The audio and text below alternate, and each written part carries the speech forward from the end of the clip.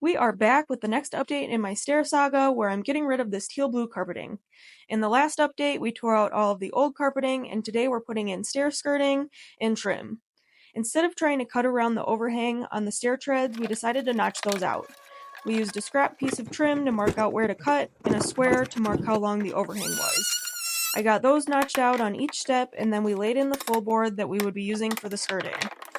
After that, I marked out where the steps were with a square, and then cut out each step. Dave had to help me finish this part because my hands were so damn blistered from the tear out. The trim is not going to be perfect, which is okay because the carpeting is going to be thick enough to cover any gaps.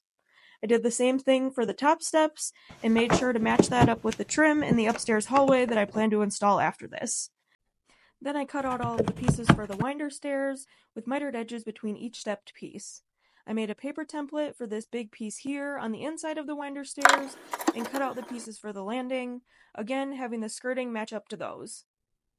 Then I did the initial paint of everything, because it's much easier to do this before getting it on the wall, and then just do the touch-ups later on.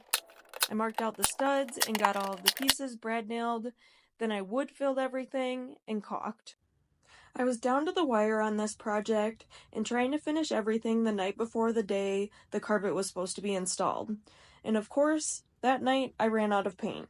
So the next morning I had to go to Sherwin-Williams to get more to do touch-ups. The carpet installers were going to be here between 11 and 1, and I was finishing this up at about 10:40. Thankfully I got everything done in time and we were ready for carpet. I think it adds some nice detail to these big boring stairs. It was a feat trying to figure out all these angles and cuts, but we made it and we are ready for new carpet.